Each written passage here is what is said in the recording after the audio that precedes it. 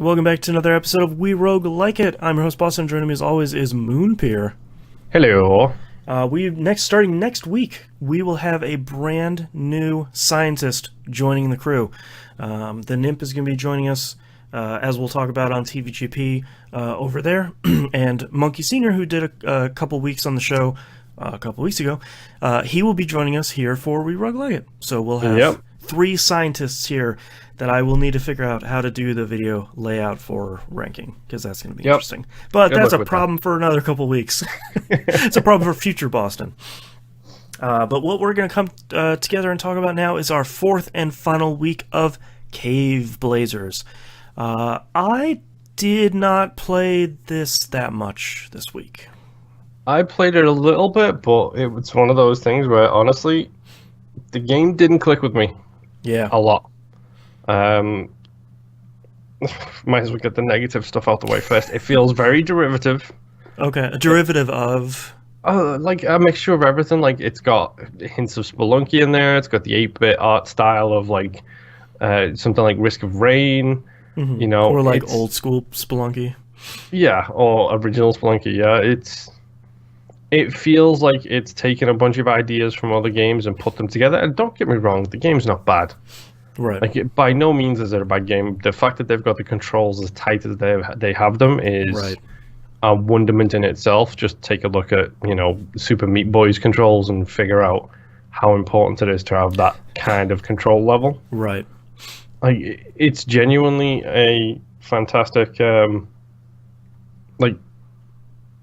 achievement that they've done, but at the same time, it just doesn't feel unique enough. It doesn't feel like it's itself enough. Like, we'll get into this probably in more detail when we hit the ranking, but it feels generic to me. Right. Like, and that's not necessarily a bad thing. No, yeah. And it kind of feels like it's always trying to kick you in the teeth, like, a lot. Yeah, I feel like probably my main negative of it is I feel like it's too difficult. I don't think it's unfairly difficult. I don't think there's a lot of times where it's just like what killed me, or why did I die, or why did I run into 15 giant purple dudes in this one room? Like, there's nothing like that. Except for those blue bullet bomb things. Those guys suck, Jesus. Yeah, they do. But I feel like the first two levels are fine. That first boss is often too hard, and then if you make it past that, boy, the difficulty ratchets up really pretty drastically. Yeah, it's one of those games. Like, it's like people give the Souls games a lot of crap for not being welcoming, for not being friendly, that kind of thing. Right. Whereas this game, I feel like it's like the first two levels, like you said, they're hard but not too hard. Mm-hmm. Whereas the second you hit the first level after the boss, it feels like everybody hits you twice as hard. Yeah. It feels like you take 2 hits and you're dead. Right. And on top of that, they all start doing the status effects. It's like, oh, here you go, now you're on fire. Right, now you're poisoned. Yeah, and it feels like in a lot of roguelikes that we've played on this show, usually the first two levels are difficult, and then the first boss is difficult. And through you learning how to play the game better, and getting more experience in the game itself, and especially unlocking more stuff, that first section is usually pretty easy and gets easier. And then the boss will drop some sort of item or passive or active item or something that will let you be able to... It'll give you the tools to tackle the next set of levels either more easily or sort of on even footing. Mm-hmm. And I feel like that's never really a guarantee with that first boss. Especially as... One of our frustrations with this game so far has been the unlockables, which is, here, you unlocked an icon. And I don't often feel like I leave the boss fight with tools to succeed in the next set of levels. Yeah, and it's something about Isaac is like bringing it to the godlike tier. But The thing with Isaac is when you first start getting through 4 levels, feels like an impossibility. Yeah. But then as you progress, you unlock more items, you start to know what you're collecting and things like that. You then realize that the first 4 levels are a cakewalk. Right. In fact, getting all the way up to Mom's heart is a cakewalk. That's just where you're scooping up everything you can. Exactly. Right. It never felt like I was rewarded for my progress. It never felt like I was unlocking anything that made it easier for me. Whereas games like Isaac, you get an angel room, you pick up Godhead, and you're like, well, this is a win. I'm going to clear this run. Everybody is dead. Godhead has done me a solid. Right. It's difficult. Like both the game level and trying to balance this correctly. Mm-hmm. And I'm not trying to take anything away from the team. They did an amazing job. Like the game looks good, derivative but good. It handles phenomenally well. Like and the thing that they lacked on is probably the thing which only obsessives really get into, which is the unlocks. Because I think we can say without hesitation, the guys behind Enter the Gungeon, they are slightly obsessed with gun puns. The king of unlockable puns. And we know from from playing it for so long and from staying in following him, Ed has a problem when it comes to Isaac. Right. And he puts so much thought into every single unlockable thing that he does for that game that it feels like that's where they kind of fell a little bit short. Is I don't want a symbol, I want an item, I want a different thing, I want a spec to start with that feels balanced. Right. And I don't want to level up and unlock a pair of jeans.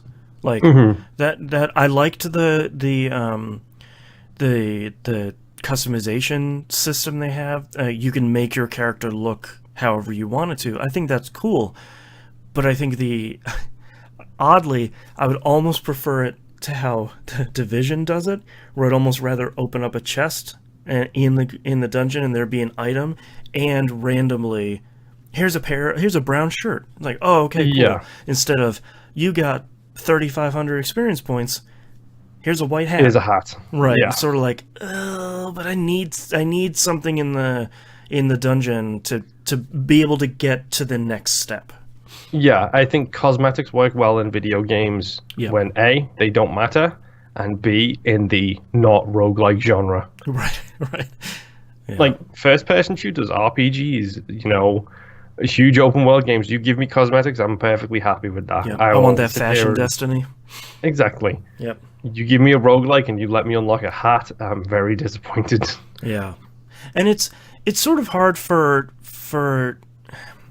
it's hard to balance talking about this game, because I do like it and I did have fun playing it.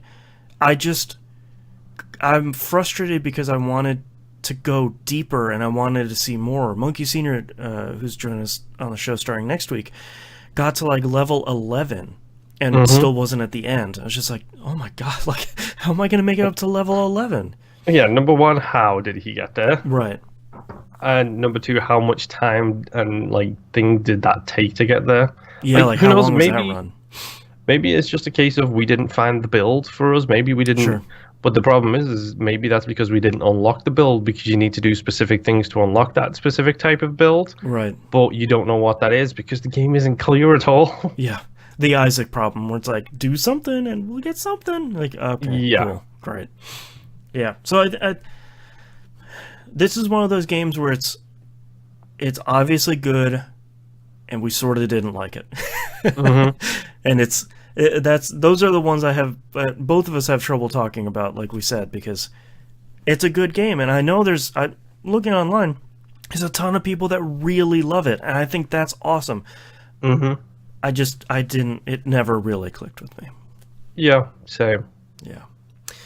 All right, well, that's our wrap-up for Caveblazers. Don't forget to join us coming out this same day for ranking episode 8, where we put Caveblazers in the list scientifically.